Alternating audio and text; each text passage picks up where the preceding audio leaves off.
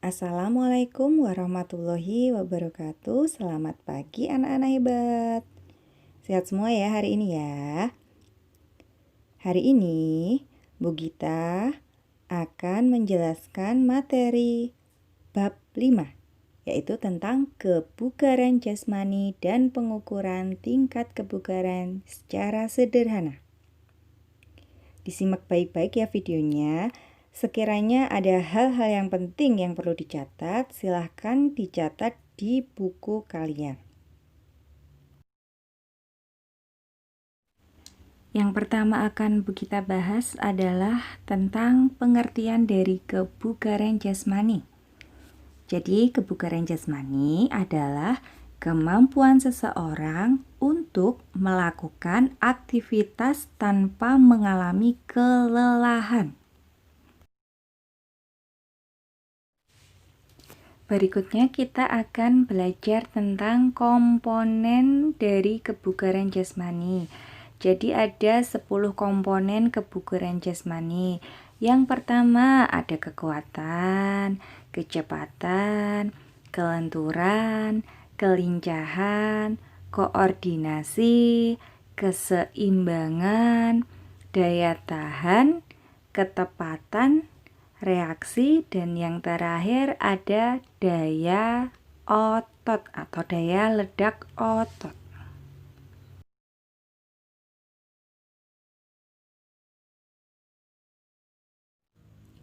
Unsur-unsur dalam mengukur tingkat kebugaran jasmani.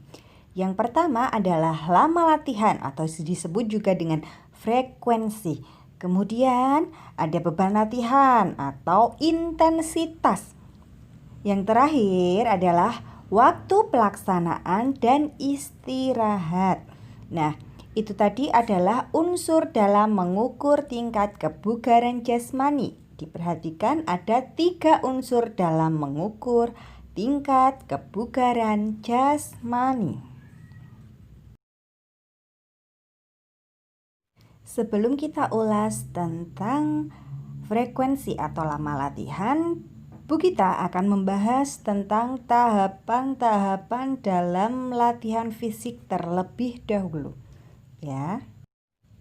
Nah, untuk tahapan fisik yang pertama yaitu warming up atau pemanasan. Ini dilakukan untuk meningkatkan suhu tubuh dan untuk mempersiapkan semua organ sebelum melakukan aktivitas. Jadi warming up ini dilakukan sebelum kita berolahraga. Frekuensinya adalah 5 menit.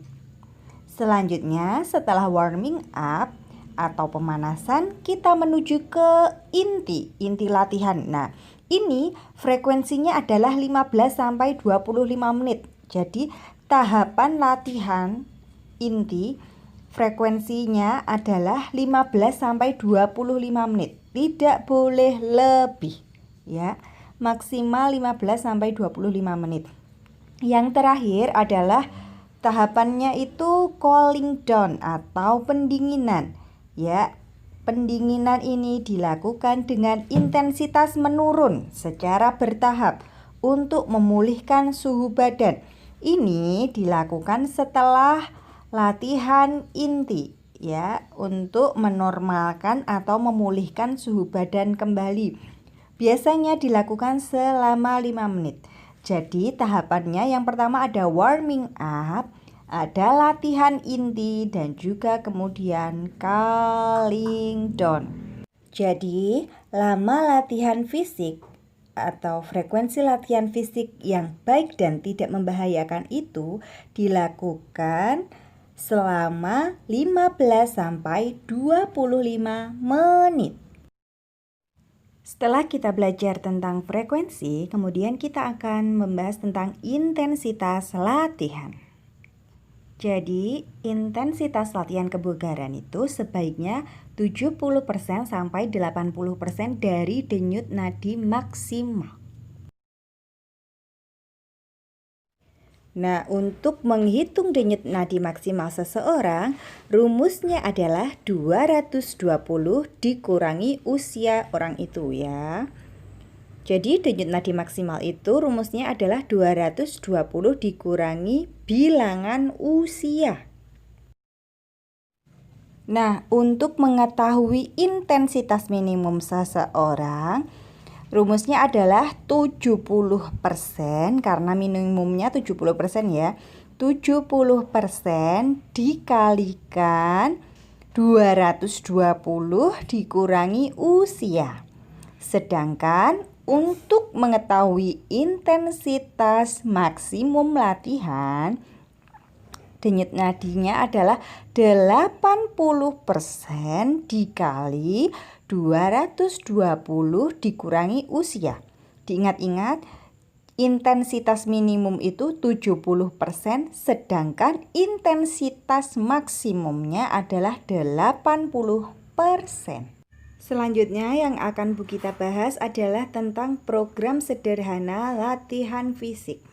Ya, program sederhana latihan fisik bisa dilakukan dengan latihan sirkuit atau sirkuit training. Sirkuit training adalah latihan sirkuit yang dilakukan dengan membentuk beberapa latihan. Ya, jadi ada beberapa pos yang digabung-gabungkan. Pos itu diibaratkan sebagai sebuah sirkuit. Nah, setiap pos memiliki satu bentuk latihan dengan fungsi dan tujuan tertentu. Jadi, sirkuit training adalah gabungan dari beberapa latihan dengan tujuan tertentu. Berikut ini akan Bu Gita berikan contoh dari latihan sirkuit atau sirkuit training beserta tujuannya. Latihan sirkuit training yang pertama bisa dilakukan dengan cara push up. Ya, perhatikan contoh push up pada gambar. Ya, posisi badan telungkup, kemudian tangan mendorong badan ke bawah, kemudian mengangkat kembali ke atas. Push up ini bertujuan untuk melatih kekuatan otot tangan. Setelah kalian melakukan push up, bisa dilanjut dengan latihan back up. Perhatikan gambarnya. Ya, latihan back up ini posisinya badan telungkup, kemudian tangan di belakang kepala. Back up ini bertujuan untuk melatih kekuatan otot dada, otot perut, dan juga otot punggung. Selanjutnya, kalian bisa melanjutkan latihan dengan melakukan sit up. Sit up bisa dilakukan seperti pada gambar, posisi badan telentang, tangan berada di belakang kepala. Ya. Latihan sit up ini bertujuan untuk melatih kekuatan otot perut.